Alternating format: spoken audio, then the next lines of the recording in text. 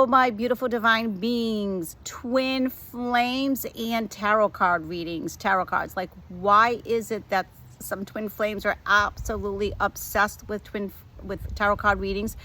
And is it toxic? Is it not? And when you feel like it's not giving you accurate information, if you've had tarot card readings, why may that be?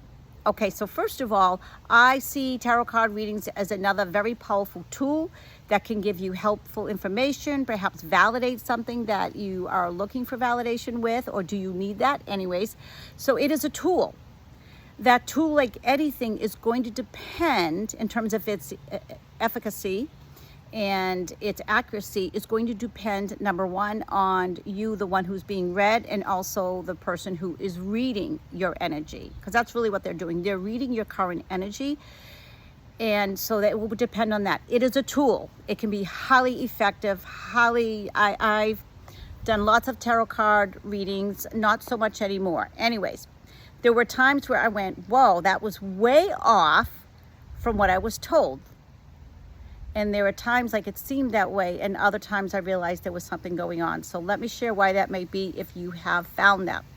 Number one, egoic attachment. If you have a certain expectation, you're putting a lot of like energy into it. What are they doing? Are we going to come together in physical union? Like, is it going to happen? Are we going to connect? I know those were some of the questions I asked early on. I was just so obsessive about it, and that's what I truly, truly wanted. And there's a reason for that, by the way. It motivates you to continue on your ascension journey and to do the deep inner work. And so when there's so much attachment, that can distort the reading. It can distort the results, number one. Number two, there is also the reader is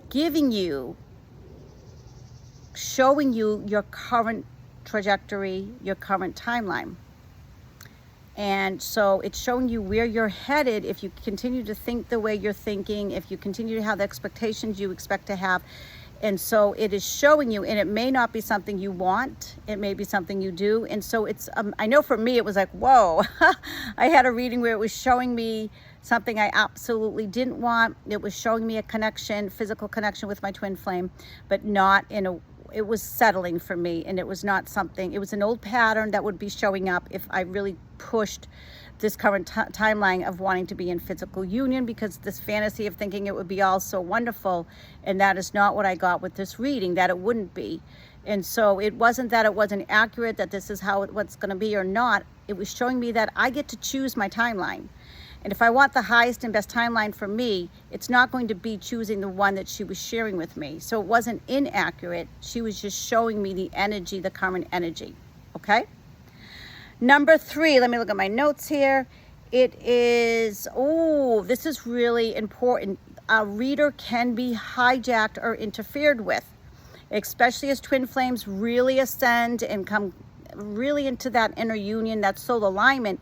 There is going to be that collective shadow with actual persons, dark forces wanting to interfere with that and wanting to misguide you and mislead you, and will do that through a reader if that reader isn't making sure that they're really protecting that space. Yet they're still going through your filter, and so it's important for you to protect your space and make sure there's not interference with you.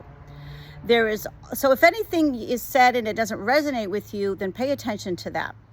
The other piece of it is sometimes I feel that interference is what is needed for your spiritual growth. It is intentional on your part, on your higher self's part, so that if you believe there's a certain trajectory or there's egoic attachment, it's multi-layered, then, and all the signs are showing up, it's like, oh my God, all the signs are showing up, and then you're looking for them. It all seems to be coming together a certain timeline. This one, for me in particular, was not with my twin flame, because I was so attached to just wanting to have an unconditional, mutual, loving, romantic partnership. If it's not going to be with him, with somebody.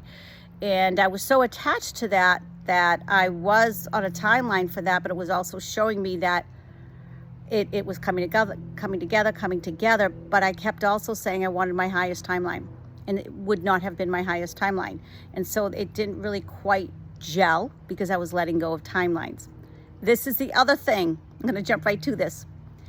Your as you ascend higher and higher, raise your vibration, you are collapsing so many lower timelines that are not in your highest and best, assuming that's what you're searching for or that is what you are aligning with. Then it's going to be difficult to read your energy. It's going to be difficult to read what is the current trajectory, because there's so many details of different timelines that may be coming in and interfering in that way. This is when you begin to trust your inner authority. You begin to use better discernment, and you may choose not to do tarot card readings as often because you're being guided to trust your intuition, to trust your inner authority, to tap more into that, get out into nature, make sure you are grounded. You might want to put your feet in the ground like I'm doing now so that you have better discernment. That doesn't mean you don't access tarot card readers anymore. I still do that occasionally, or somebody else wants to share some information with me. Again, when they do share that information, or when you do choose to have a reading, use your discernment. Does it resonate with you? Does it make sense to you? And ultimately, is it a timeline that you would want to choose? Or would you prefer to choose something else? Because you do get choice. Okay? So, tarot card readings can be very, very valuable tools, as well as your own inner authority. Make sure they're working in tandem harmoniously and together so that they're collaborating with accurate information that is for your highest good. Okay? Mwah. Much peace and love. Love all. This is Susan Hayes with Sacred Soul Activations.